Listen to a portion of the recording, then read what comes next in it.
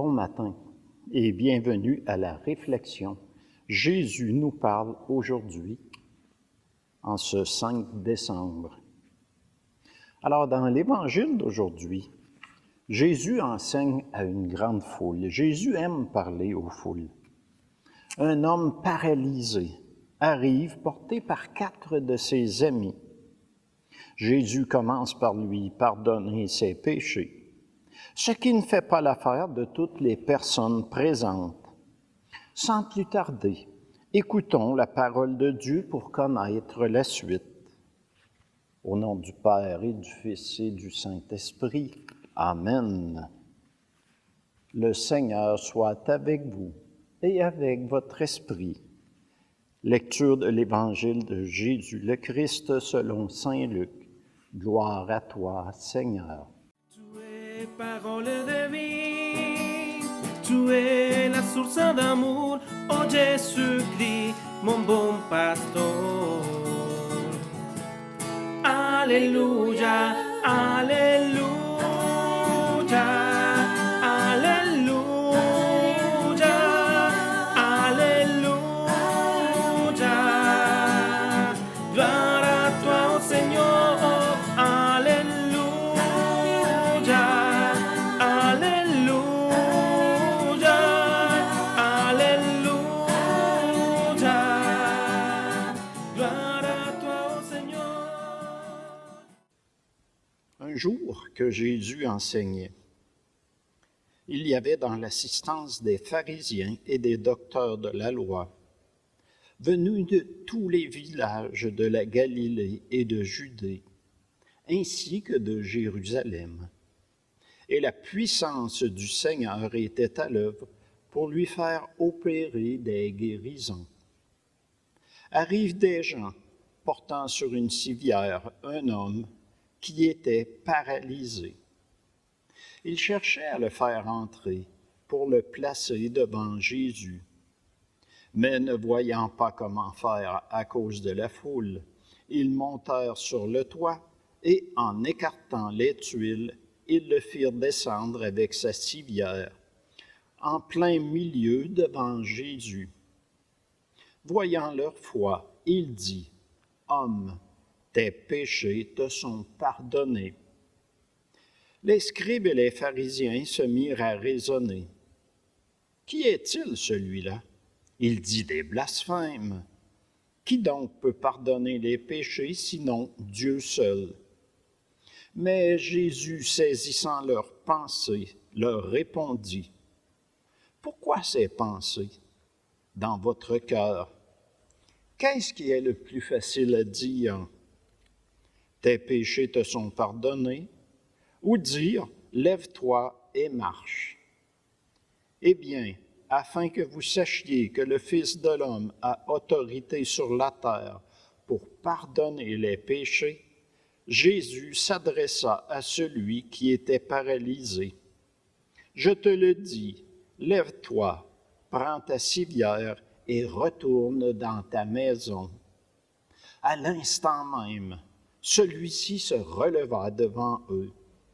Il prit ce qui lui servait de lit et s'en alla dans sa maison en rendant gloire à Dieu. Tous furent saisis de stupeur et ils rendaient gloire à Dieu, remplis de crainte. Ils disaient, « Nous avons vu des choses extraordinaires aujourd'hui. » Acclamons la parole de Dieu. Louange à toi, Seigneur Jésus. Alléluia, alléluia, alléluia, alléluia. Gloire à toi, oh Seigneur, alléluia, alléluia, alléluia. Gloire à toi, oh Seigneur. Alors, comme Jésus enseignait à une grande foule, 4 hommes arrivent en portant un homme paralysé sur une civière. N'étant pas capables de porter le paralysé devant Jésus, tellement la foule était grande, Ils décidèrent de passer par le toit. Ils déplacent les tuiles, ouvrent un trou et glissent le paralytique par ce trou jusqu'à Jésus. Ils étaient vraiment décidés à l'apporter à Jésus. Jésus lit dans les cœurs et découvre la grande foi de ces 4 hommes. Devant leur foi, il commence par pardonner les péchés du paralytique. Dans la foule, il y a plusieurs pharisiens et des scribes. Ces derniers sont offusqués, choqués que Jésus pardonne ses péchés. Mais Jésus est le Fils de Dieu. Il connaît les cœurs, il lit en eux. Il leur répond. Est-il plus facile, de dire tes péchés sont pardonnés, ou lève-toi, prends ta civière et marche. Le paralytique se lève, prend sa civière et retourne chez lui. Devant ces 2 guérisons de l'âme et du corps, au lieu de le reconnaître pour ce qu'il est, le Fils de Dieu, leur cœur se ferme et déjà ils désirent le faire disparaître. Ils ne voient pas la lumière, ils ne lisent pas les signes des temps. Une chose est certaine, le paralytique est guéri. Le paralytique a-t-il demandé à ses amis de le porter à Jésus ou les 4 amis ont décidé de l'apporter à Jésus? Mais une chose est certaine, c'est la foi des amis que Jésus reconnaît.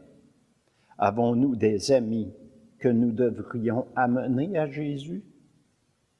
Souvent, ce sont les comportements de nos amis qui ont rencontré Dieu personnellement dans leur vie, qui nous incitent à leur demander de nous apporter à Dieu. C'est ce qui est arrivé avec moi, avec ma femme.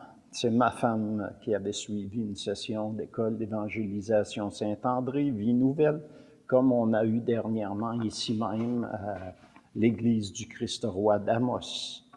Et devant les changements que je voyais chez ma femme, j'ai demandé, je veux suivre ça moi aussi. Puis depuis ce temps-là, je suis revenu à Dieu. J'ai eu une rencontre personnelle avec Dieu. Et depuis ce temps-là, je poursuis mon cheminement avec Jésus, avec Dieu, avec ce grand ami, cet Esprit Saint aussi qui nous habite, qui nous conseille. Alors, ce sont les comportements de nos amis qui ont rencontré Dieu personnellement dans leur vie, qui nous incitent à leur demander de nous apporter à Dieu. Où nos amis trouvent le Messie, nous en parlent et nous emmènent trouver Jésus. Comme André, qui va voir son frère Pierre pour lui dire qu'il a trouvé le Messie. Dieu agit encore aujourd'hui, en nous, autour de nous. En reconnaissons-nous les signes? Dans l'ère de l'instantané, nous attendons à ce que Dieu réponde immédiatement à nos demandes. Mais les temps de Dieu ne sont pas les nôtres. Jésus guérit à la fois nos âmes et nos cœurs. Moi, qu'est-ce qui m'empêche d'aller à Jésus? Suis-je paralysé par mes péchés ou mon corps? Puis-je aider un ami à trouver Jésus pour sa guérison, tant physique que spirituelle?